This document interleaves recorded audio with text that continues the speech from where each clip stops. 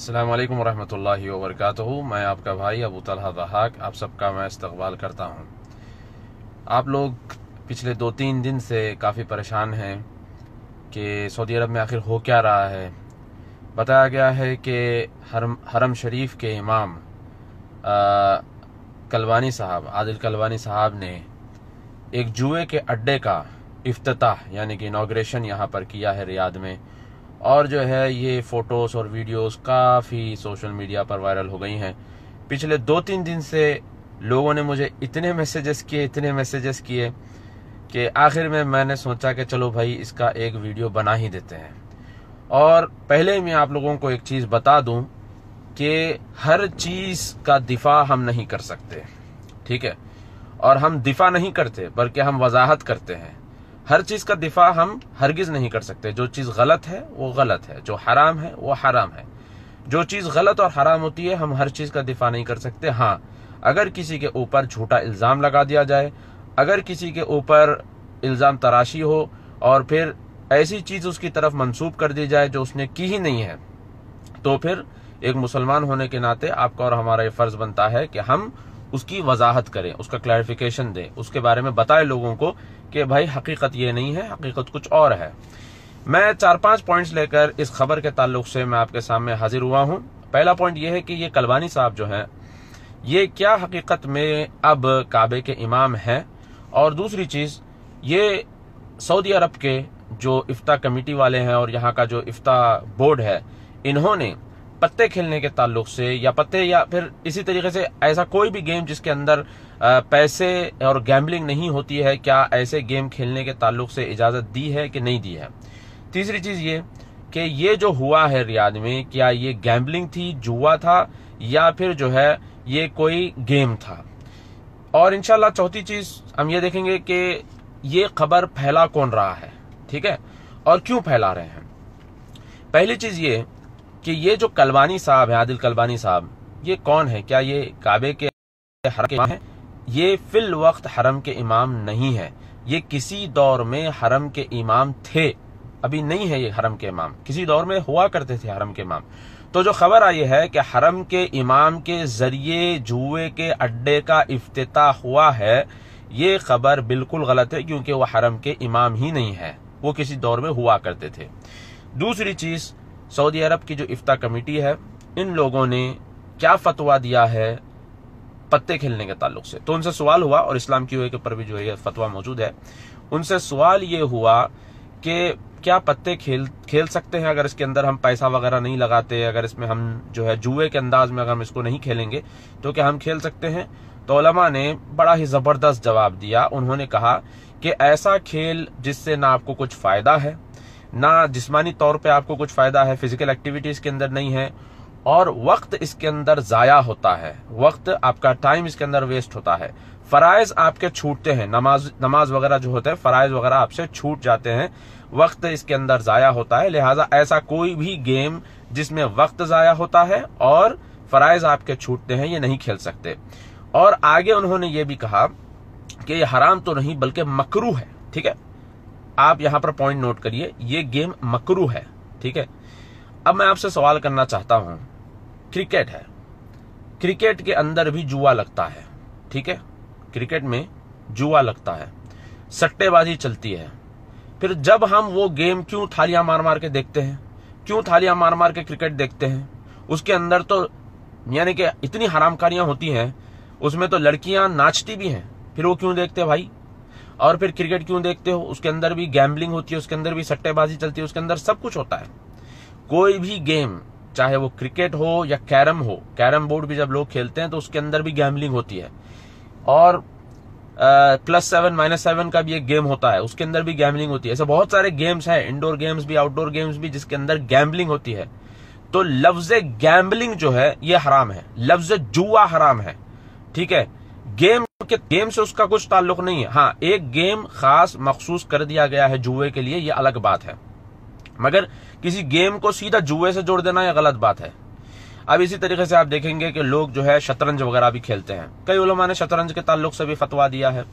तो बताना मकसद ये है मेरे भाइयों कि जिन उलमा ने फतवा दिया है कि ये मकरूह है, वक्त जाया करता है, फराइज इसके अंदर छूट जाते हैं, उनका मकसद यही है कि इससे कुछ फायदा हो नहीं रहा है आपको, तो आप क्यों खेलते हो ये। हाँ, बाज लोग जो खेलते हैं उनका ये आर्ग्यूमेंट होता है, उनका ये कहना होता है कि इसके अंदर जहनी सलाहियत इस्तेमाल होती है, इसके अंदर लोग जो है अपना दिमाग लड़ाते हैं और फिर जो है ना इसके अंदर एक होशियारी आदमी की जाहिर होती है, लिहाजा हम इसको खेलना चाहते हैं और इसके अंदर हम पैसा नहीं लगाते, गैम्बलिंग नहीं करते।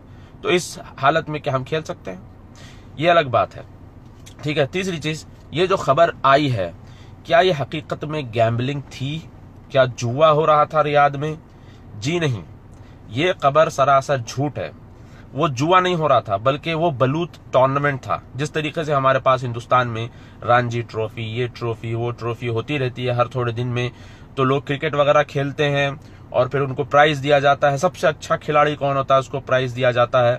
इसी तरीके से कैरम के भी होते हैं, हॉकी का होता है, कबड्डी का होता है, इस तरीके से बहुत सारे गेम्स के टूर्नामेंट्स होते हैं और टूर्नामेंट में जो जीतता है उसको इनाम दिया जाता है।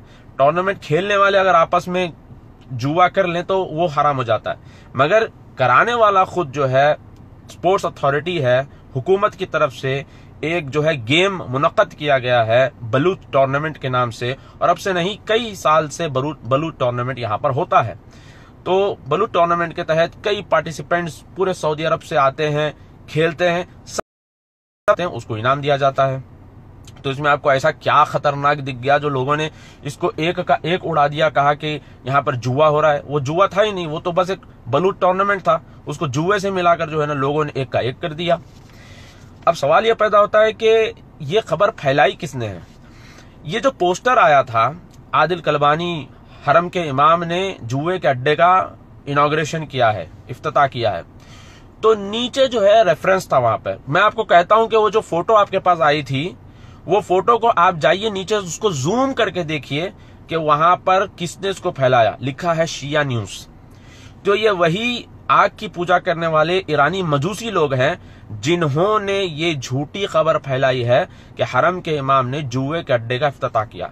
हालांकि हकीकत यह है कि वो एक गेम था, टूर्नामेंट था, जिस तरीके से आम टूर्नामेंट होते हैं, cricket, carrom board, indoor games के टूर्नामेंट जो होते हैं, स्विमिंग वगैरह के टूर्नामेंट्स होते हैं, इसी तरीके से एक टूर्नामेंट था।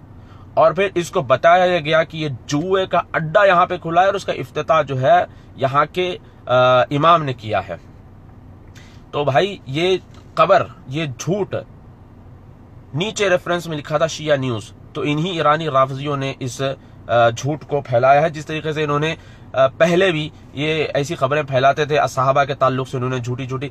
मेरे भाइयों थोड़ा सा सोचिए, वो लोग जो अम्मी आयशा रजी अल्लाह ताला अन्हा के ताल्लुक से झूठी खबर फैलाते हैं, अबू बकर उमर रजी अल्लाह ताला अन्हुम के बारे में झूठी खबरें फैलाते हैं, वो लोग जो उस्मान गनी रजी अल्लाह ताला अन्हु के बारे में झूठी खबरें फैलाते हैं, वो लोग जो उमर रजी अल्लाह ताला अन्हु के कातिल लानती फिरोज अबू लुलू की कब्र के ऊपर जाकर चादर चढ़ाते हैं और वहां पर उमर रजी अल्लाह ताला अन्हु की मौत के दिन जश्न मनाते हैं, ये खबीस किस्म के लोगों ने ये झूठ फैलाया है और आप लोगों की मत मारी गई है, जो आप इस झूठ के ऊपर यकीन भी कर रहे हैं, उसको फट फट फट फट फट फट फैला भी रहे हैं, सिर्फ इस बुनियाद पे कि आपको सऊदी अरब से दुश्मनी है। देखिए, दुश्मनी रखिए अपनी जगह, एकेडमिकली आप उससे लड़िए। सऊदी अरब के अगर आपको यहाँ के हुकूमत से प्रॉब्लम है, अगर आपको यहाँ के अकायद से प्रॉब्लम है, तो आप एकेडमिकली उसका जो है ना मुकाबला करिए। ये इस तरह जो भी आपको हाथ में मिल जाए बस इसको फैला दो, झूठ फैला दो और जो है ना इसको आम कर दो, ये तो मेरे भाइयों, ये तो आप अपनी आखिरत खराब कर रहे हैं, अपनी आखिरत आप जो है ना जोखम में डाल रहे हैं। मेरे भाइयों अल्लाह से डरिए, ये मत करिए। और ये क्यों फैलाया जा रहा है इस तरीके से? देखिए, हर 2 दिन में एक नई खबर आ जाती है। जुए की खबर से पहले जो है ये खबर आई कि मोहम्मद बिन सलमान ने इसराइल को जमीन देने की बात की। हालांकि हकीकत में जब न्यूज जाके हमने पढ़ी तो पता चला कि उन्होंने कहा कि फलस्तीनियों को वहां पे रहने का हक है, मस्जिद अक्सा और फलस्तीनियों के हुकूक हमारे लिए मायने रखते हैं। टाइम्स को जो उन्होंने इंटरव्यू दिया उसमें भी उन्होंने कहा कि जो है अगर जब तक ये पीस एग्रीमेंट साइन नहीं करते हम जो है ना इसराइल को रिकॉग्नाइज नहीं करेंगे। तो जो असल न्यूज है वो कुछ और होती है और न्यूज कुछ और ही फैला दी जाती है। इससे पहले ये न्यूज आई, उससे पहले एक और न्यूज आ गई और हर 2 दिन में कुछ ना कुछ जो है न्यूज इस तरीके से आती रहती है। क्यों आ रही है? वजह क्या है? मेरे भाइयों, इसे कहते हैं 5th जनरेशन वॉरफेयर, यानी कि ये इस दौर का, जदीद दौर का एक जंग है। इसमें क्या होता है मेरे भाइयों, आमतौर पर दुश्मन के खिलाफ ऐसी खबरें फैला दो, ऐसी खबरें फैला दो कि लोग जो है परेशान हो जाएं। दुश्मन के खिलाफ इतनी खबरें फैला दो कि लोग जो है परेशान हो जाएं। और ये चीज नई नहीं है, मैं आपको बताऊं, ये चीज नई नहीं है। ये अल्लाह के रसूल सल्लल्लाहु अलैहि वसल्लम के जमाने में यहूदियों ने किया था। जब जंग बदर करके अल्लाह के रसूल सल्लल्लाहु अलैहि वसल्लम वापस हो रहे थे मदीने की तरफ, तो ये खबर फैला दी मदीने में कि मुसलमान जंग हार चुके हैं। फिर अल्लाह के रसूल सल्लल्लाहु अलैहि वसल्लम ने अब्दुल्लाह बिन रवाहा और ज़ैद बिन हारिसा रज़ियल्लाहु ताला अन्हु को शुमाल और जुनूब की तरफ भेजा, जाओ जाके असली खबर फैलाओ। ये जो वजाहत अल्लाह के रसूल सल्लल्लाहु अलैहि वसल्लम ने कहा, जाओ जाके वजाहत करो, असल जो खबर है उसकी वजाहत करो। तो वहां पे आप ये नहीं कहेंगे कि वो सहाबा जो है वो दिफा में आ गए थे, बिल्कुल दिफा में आए थे, मगर वो वजाहत करने के लिए आए थे। झूठी खबर फैली तो झूठी खबर की वजाहत करने के लिए दोनों सहाबा आ गए वहां पे। हालांकि यहूदी जंग बदर में नहीं थे, फिर भी झूठी खबर फैला दी यहूदियों ने। और जंग ओहद में क्या किया, जंग ओहद में भी खबर फैला दी कि जो है ना अल्लाह के रसूल सल्लल्लाहु अलैहि वसल्लम का इंतकाल हो गया है। फिर उसके बाद एक झूठी खबर फैलाई, फिर उसके बाद एक झूठी खबर फैलाई। तो दुश्मन के खिलाफ ऐसी झूठी खबरें फैला दो कि अच्छे अच्छे लोग भी जो है ना इससे मुतासिर हो जाएं। अब आप जान के ताज्जुब करेंगे कि यमन का जो भी मसला चल रहा है, यमन में जो ईरानी हूती बागियों के खिलाफ जो है जो सऊदी अरब की हुकूमत ने महाज लिया है माशाल्लाह, और फिर ये हूती बागियों को वहां से निकालने के ऊपर ये लोग लगे हुए हैं, तो जाहिर सी बात है कि इनका मीडिया इनके खिलाफ काम करेगा। और हाल ही में जो मोहम्मद बिन सलमान का इंटरव्यू आया था उसमें उन्होंने ईवल ट्रायंगल का जिक्र किया। ईवल ट्रायंगल में उन्होंने 3 हिस्से बताए और बताया कि एक हिस्सा ईरान है, दूसरा हिस्सा इख्वान अल मुस्लिमीन है और तीसरा हिस्सा जो है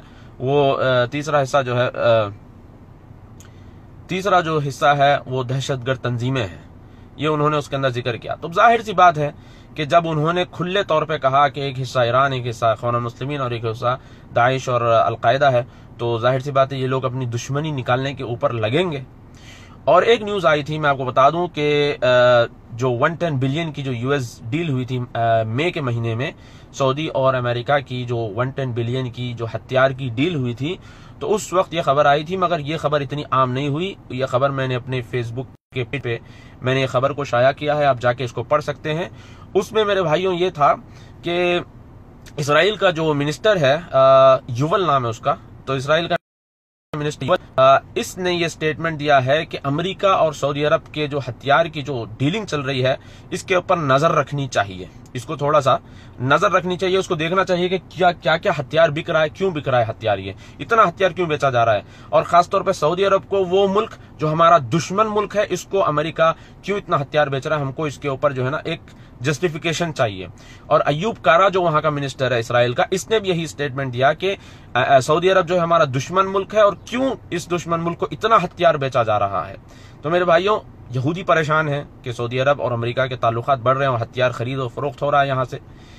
और फिर मोहम्मद बिन सलमान ने यह भी कहा कि सऊदी अरब जो है न्यूक्लियर टेक्नोलॉजी इंशाल्लाह खरीदेगा और हम चाहते हैं कि इंशाल्लाह उनके ये अज़ाइम को सरबुलंद करे।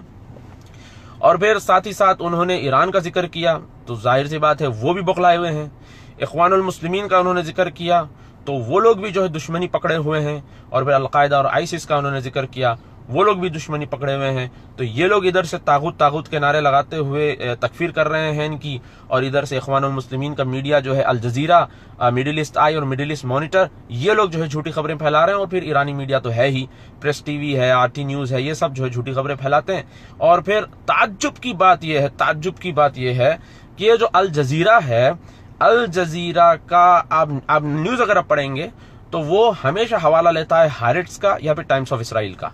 टाइम्स ऑफ इसराइल और हारेट्स, ये दोनों का जो है ये हवाला लेता है, और ये दोनों के दोनों यहूदी न्यूज़पेपर्स हैं। और मुसलमानों की मत मारे गई है, हमेशा कहते हैं कि मीडिया यहूदियों के हाथ में है। जब सऊदी अरब के खिलाफ बात आती है तो वही यहूदी मीडिया का सहारा लेकर पुकारते फिरते हैं कि सऊदी ऐसा क्यों कर रहा है। मेरे भाइयों, ये झूठी खबरों के ऊपर अब तवज्जो ना दें, और हमेशा आप जहन में एक बात रखें, जो भी खबर आपके पास आए उसकी आप पहले तहकीक करिए। समझ में नहीं आ रहा है, मुंह बंद करके खामोश बैठ जाइए, मगर झूठी खबरों को आगे मत बढ़ाइए। मैं चाह रहा था कि इस खबर के ऊपर मैं चुप रहूं, मगर इतने मैसेजेस मुझे कल से 2-3 दिन से इतने आ रहे हैं, आखिर में थका के मैंने सोचा कि चलो भाई इसका एक अच्छा सा जो है वजाहती वीडियो बना देते हैं। अल्लाह से दुआ करें कि अल्लाह ताला हम सबको इस्तिकामत के साथ रखें, जब तक जिंदा रखे इस्लाम और ईमान के साथ जिंदा रखे, और जब हमारी मौत हो इस्लाम और ईमान के साथ हमारी मौत हो। और जो हमारे कायदीन हैं, भले उनके अंदर कमी है, पेशी है, जो भी है, उनके अंदर बहुत सारी कोताहियां होंगी, हमारे जो कायदीन है, मुसलमान लीडरान जो है हमारे, अल्लाह ताला उनकी इस्लाह करे, उनके अंदर जो भी कमी अल्लाह उसको दूर करे। इमाम अहमद बिन हंबल रहमतुल्लाह अलैह ने कहा था कि अगर मेरे पास एक ही दुआ बची हुई है तो मैं वो दुआ हाकिम के लिए करूंगा, क्योंकि हाकिम अगर सही रहेगा तो पूरी आवाम सही रहेगी, यानी कि हाकिम अगर सही सलामत रहेगा तो पूरी आवाम सही सलामत रहेगी। इंशाल्लाह मेरे भाइयों, आप लोगों से मैं रुखसत चाहता हूं और जो है इस नाचीज को आप इजाजत दीजिए। अल्लाह से दुआ करिए कि अल्लाह ताला आपको, हमको, सबको सलामत रखे। अस्सलाम वालेकुम व रहमतुल्लाहि व बरकातुहू।